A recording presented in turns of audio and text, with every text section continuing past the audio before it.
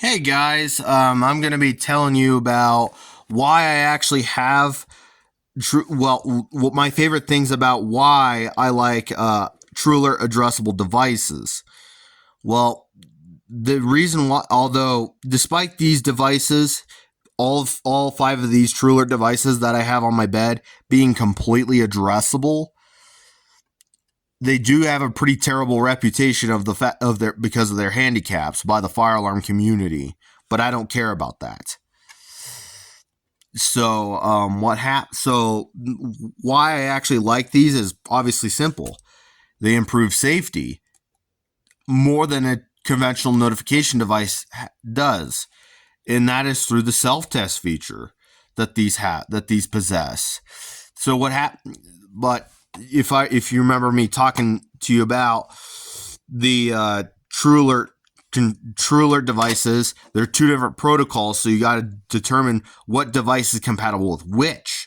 One of the protocols, the support for that is already down the drain. It's no longer, so therefore TrueNAC devices and communicators and TrueNAC communicating panels, or at least panels that support TrueNAC, they're all like the 4100 ES with the TrueAlert power supply, or the 4100U with the TrueAlert power supply, or the TrueAlert addressable controller. They're no longer being produced, and all TrueNAC notification communicating TrueAlert addressable devices like this guy are no longer, are already been phased out in the favor of IDNAC.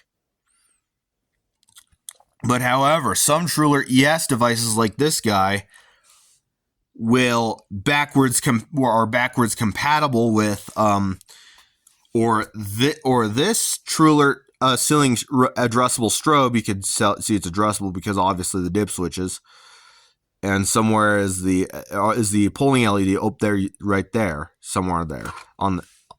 And although this is cross-compatible, but this device is already phased out and discontinued, which means this wall-mount TrueAlert addressable Amber Alert strobe, which the replacement to that is the 49VOWW8-A TrueAlert ES mass notification remote strobe. So what happens with the self-test feature is, when you put the panel in self-test mode, in TrueAlert self-test mode or TrueAlert ES self-test mode, depending on which panel is which, or sometimes they can have both.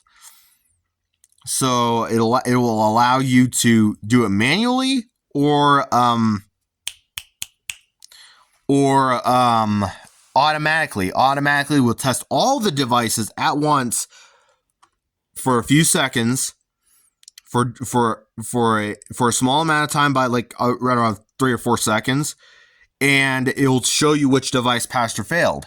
But if you want to do it manually, where you could see the action, you could grab yourself a magnet or a wand that Simplex provides to technicians, and then you could wave the device during the self-test mode, wave the wand around in the perimeter of the device, and then it'll sound. That just that one individual device, reducing a lot of safety risks, because one factor, because I have explained on my malicious fire alarm video that I posted yesterday on why malicious fire alarms were never meant to happen.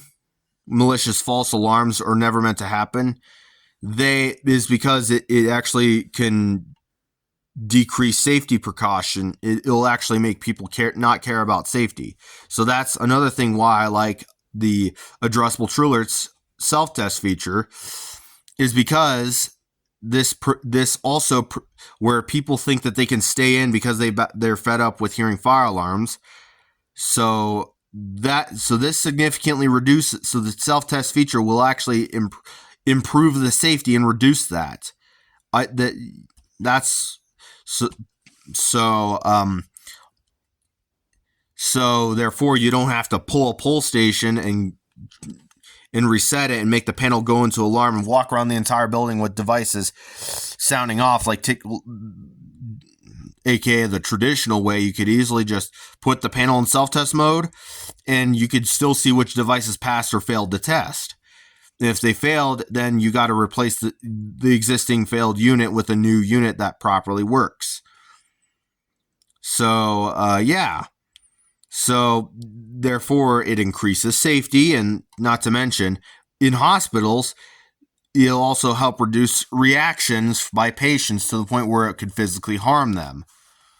Johnson Controls did mention that on their TrueAlert ES self-test video, and I might as well mention it too. It works on a base series base TrueAlert devices, addressable devices on the TrueAlert's base series, and as well, and it also works on. We all know it works on the TrueAlert ES, but it also works on the TrueAlert base series addressable devices, including the TrueNAC communicating devices.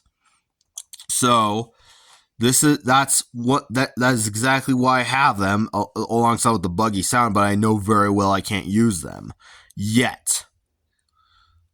And if I actually get an IDNAC panel, I will not use this on it because it's incompatible.